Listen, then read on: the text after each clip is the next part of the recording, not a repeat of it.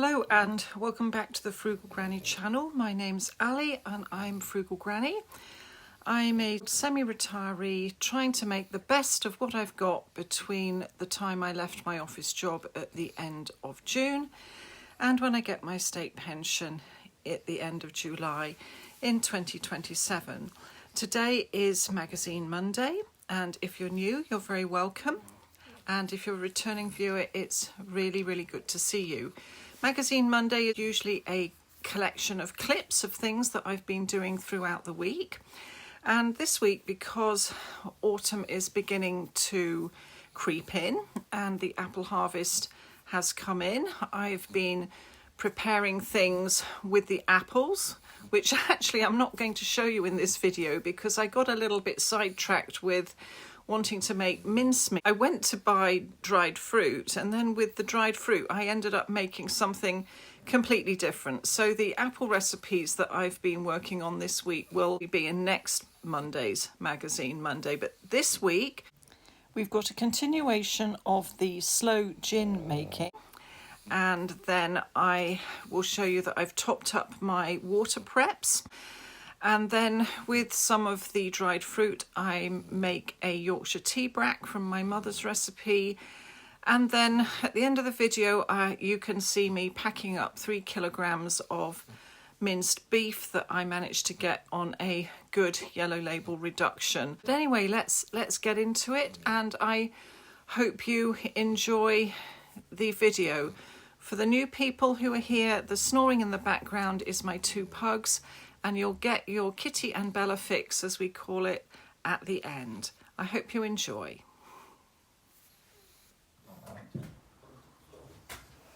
But in this clip, I'm putting together the sloe gin. I bought a 1 litre bottle of gin and a smaller bottle, not the really small bottle, I think it might have been the 75 centilitre one. And I worked out that that would do the recipe twice. So here I am putting the first 1.5 pints equivalent into a large clean glass jar that I found in the back of my pantry. And then I will use the other half of the gin to put in the second jar, and I will do that later on.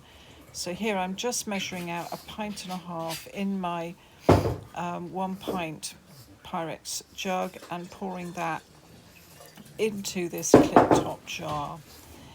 And then what you're going to see me doing is pricking each of the sloes with a stainless steel skewer. Traditionally you're supposed to do this with a silver fork, but I honestly cannot see what difference it's going to make. Stainless steel is non-reactive. I'm going to be sticking that into acid fruit, piercing the skin and popping it in the gin, and this allows the juices of the sloe fruit to seep out into the gin while you let it sit there. I now have to add, I think it's 3 ounces of sugar. Let's just see what I'm doing. 1, 2, 3. Yeah, 3 ounces of sugar, that's right. And then very carefully slipping that into the jar. Then put the lid on the jar, clip it down, and then shake it up so that the sugar is dispersed. That lid wasn't as tight as you'd think, and a little bit of gin came out down onto the table. Right, I'm now going to do the second jar. So I'm going to put all of the rest of the gin into that jar, because I think 1.5 pints and 1.5 pints actually was fairly equivalent to 1.75 litres. Right, so there it goes into that jar. There it goes, that's the rest. I think I was measuring it out more to prove to myself that my imperial to decimal conversion was right. Okay, so that's all in. Popping that over there ready to wash. Another 3. I'm going to put the sugar in first this time. 3 ounces of sugar. It really doesn't matter which way you put it in because it's all going to get shaken up in the end. Right, sugar into the bowl, and then the second lot of sloes. I'm measuring these sloes. I needed I think it's a pound of sloes, that's right. I had a pound of sloes in each jar, and I've got a few sloes left over. I've actually put those into the freezer in a small Ziploc bag, and I was thinking if I found some other hedgerow fruits like rose hips or hawthorns, any blackberries that are left, then I could make some hedgerow jelly, but we'll see. They may end up in the compost bin, but there I am, just stabbing the remaining damson fruit. I've edited that quite severely so that you didn't have to sit and watch me stab all of them, shaking that one up. And then I'm going to put them in my pantry in the dark to sit and steep, and I will shake them every now and then until Christmas. Now here is the sloe gin after about 3 days. You can see that the juice is already beginning to come out into the gin, and that will just get darker and darker as the weeks go by. And then when we get near to Christmas, I will strain that off and put it in a nice bottle so that it's ready to drink. And that's basically sloe gin. All week I've been eating the apple and fig crumble I showed you in last week's Magazine Monday. I've been eating that for my breakfasts all week. I just wanted to show you a little clip there of what it looked like. I also used the buttermilk from last week's butter making to make some waffle mixture. And here I am making waffles for breakfast. I think last Saturday. We tend to have waffles on a Saturday morning. This is a Wilfer waffle machine. It makes heart-shaped waffles, which are a traditional Scandinavian shape. The square shape is more traditional in Belgium. I prefer these waffles, and the buttermilk made them really fluffy and light. They were absolutely delicious. I'm stacking these up with golden syrup. Usually I like to eat mine with lingonberry jam and a little bit of yoghurt. Sorry, washing machine noise in the background, always, I'm afraid. I'm just quickly going to put together the beginnings of a Yorkshire tea brack, which is a fruit loaf my mother used to make when I was a child. And that's a 2-day thing. You have to soak the fruit in cold tea or in tea overnight, and then you mix in the flour and the eggs the next day and bake it off. That was my writing about 40 years ago. That's a very old card. So that's the recipe I'm going to follow. Basically, it says soak a pound of fruit. You can't get a pound of fruit anymore, so I soak 500 grams of fruit. You can use dried mixed fruit. I just tend to use sultanas, basically because a bag of sultanas is cheaper than a cheap bag of dried mixed fruit. And then it asks for a teacup of cold tea and a teacup of sugar. Now I'm going to put the sugar in first, because if I put the tea in first and use the same teacup, the sugar will stick to it. So I do it backwards. It still works.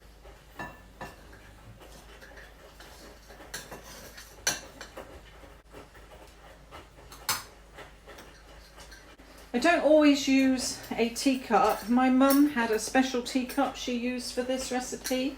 But I think as long as you keep the volume of the sugar and the flour and the tea in proportion, it doesn't matter what teacup you use. I've used a coffee mug before. Sometimes it will just mean there's sort of more flour to dried fruit ratio. But if you're being frugal, you might want to stretch your dried fruit. I don't know. So anyway, 1 teacup of sugar. And then, now, My mum would have used the dregs from the breakfast teapot. I'm afraid I don't have a breakfast teapot anymore, so I'm just going to be unfrugal and make myself 1 cup of Earl Grey tea. I like to use a flavoured tea for this. I like to kid myself that it's actually adding something to the cake. It probably doesn't, but hey, I like to kid myself. My dad used to put a small tub of halved glacé cherries in this recipe also, but I don't like the glacé cherries anymore since they took the artificial red colouring out. They're not as red as they used to be when I was a kid. I used to love those red glacé cherries, and now they're a sort of strange burgundy colour. So let's just pop that in there.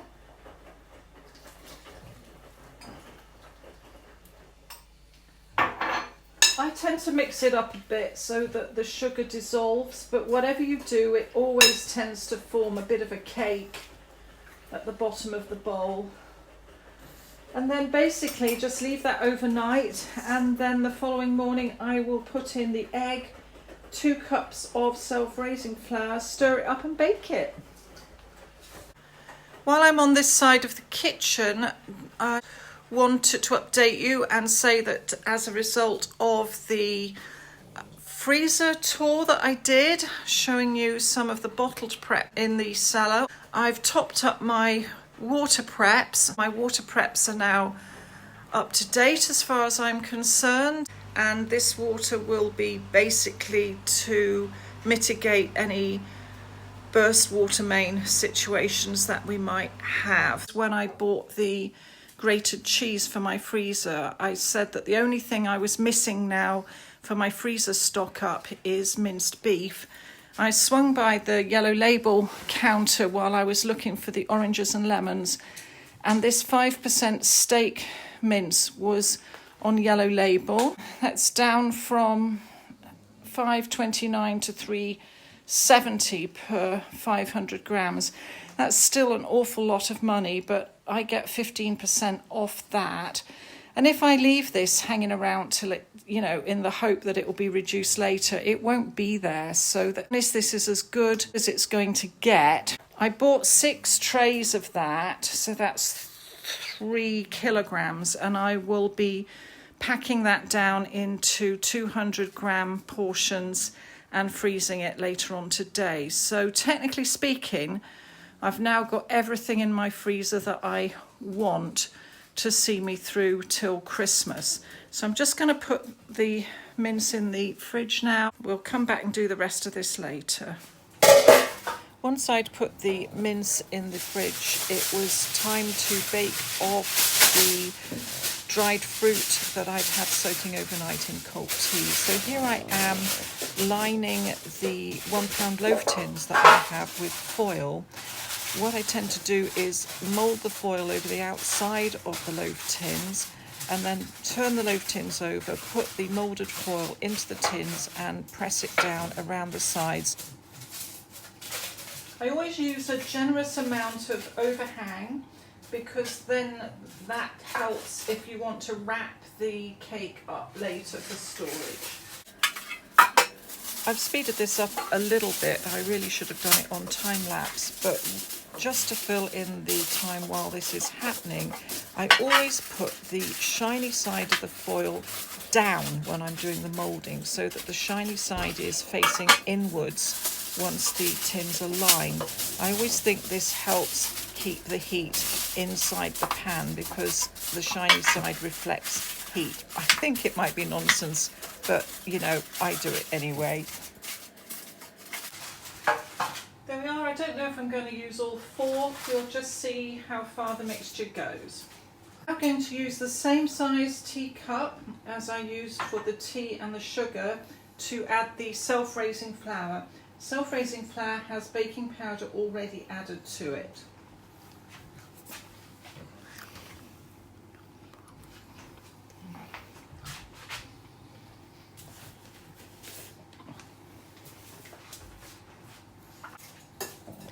Here you just need to stir it all together and make sure there's no sugar sticking to the bottom of the bowl. It can clump a little bit in the night. 2 cups of self-raising flour, I'm using the same volume cup as I used for the sugar, but now it's 2 cups of flour.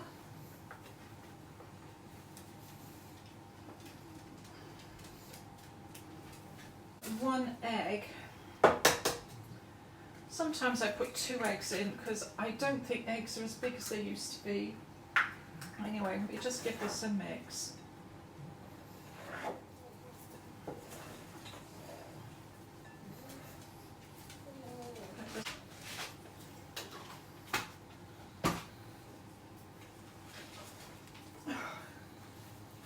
The recipe doesn't call for milk, but as I said, I don't think eggs are as big as they used to be. I guess I could have put an extra egg in there, but I'm just going to go with a bit of milk. That's better.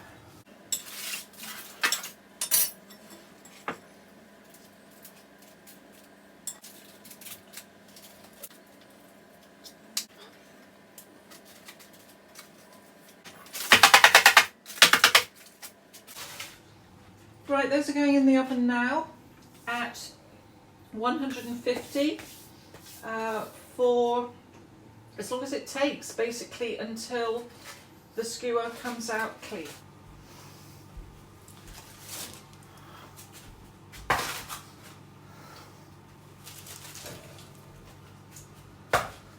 So let's just do the metal skewer test.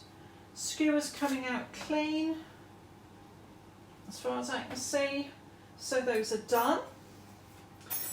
I am just going to very, very carefully with my asbestos fingers loosen the foil and get those out of their tins.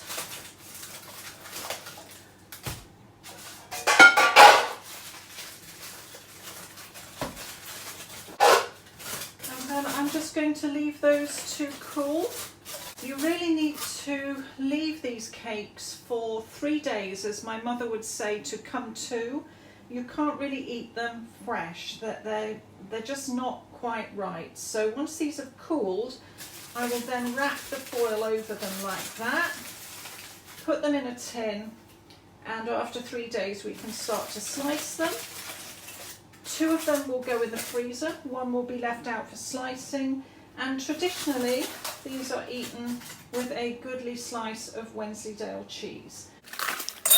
I put the cakes on a wire rack on the kitchen table and then decided I really needed to get this mince in the freezer because yellow label meat needs to be frozen on day of purchase. So I opened all of the packets, got my plastic bags out that I bought at Home Bargains last week, and just went for it. I think this took me about 10 or 15 minutes. So what I'm doing is trying to split 2 packets, which is a total of 1 kilogram, into 5 200-gram portions. So this is the first set of 5 bags, and then I'm dividing it up by eye to start with. I've sped this up a bit. I don't normally work this fast. So I'm portioning up mainly by eye to start with. I get the main portions in and then just share out the little bits towards the end.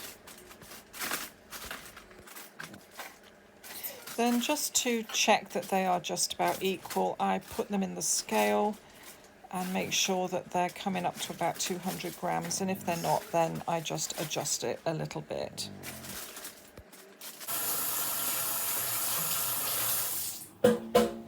I didn't think you wanted to see me portion it all up, so I've cut out 2/3 of that video, and here are the final bags. There's 15 bags there, I believe, so 5 bags times 3, 15.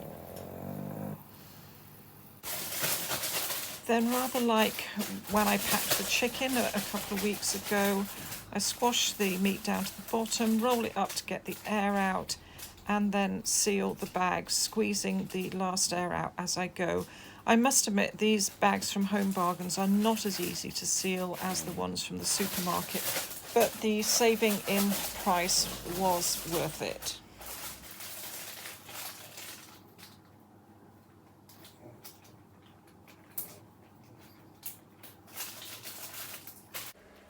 So now that I've got this mince into my freezer, that's all of the major protein bought and packed and stored for the next 3 or 4 months. So I've got the chicken, I've got the mince, I already had salmon in the freezer, and I've got the cheese. I know I've also got plenty of sausages and bacon, and there may be the odd packet of stewing beef in there, and I do know that there's still some spaghetti sauce and some chilli that I batch cooked a while ago. So I still need to have a sort out in the big freezer and see if there's anything that needs eating up in the short term. But generally now, at this time of year, if any space becomes available in the freezer, I start to keep an eye out for things that I can put by for Christmas, like cheese, pate, prepared pigs in blankets, anything that could freeze ahead and make Christmas a little bit more economical.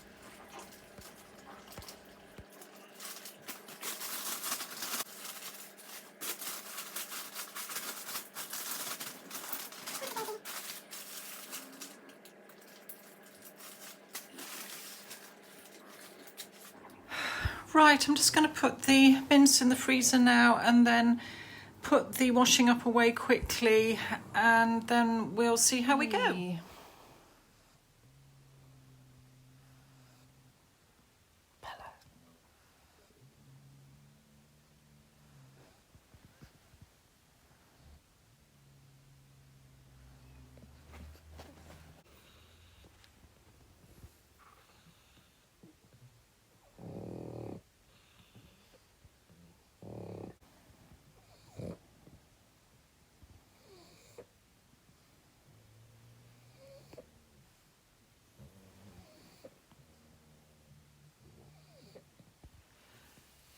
Well, that's it for today, and I'll see you again on Thursday for coffee and catch up. It's supermarket payday weekend this weekend, so I'll be going through my supermarket pay slip. We'll see what HMRC has done with my pay packet and how I decide to allocate it and how the buffer fund is going. So it's all tenterhooks this week for me, just to see how things are going to turn out this month. But anyway, thank you again for watching, and I'll see you on the next one. Bye bye now.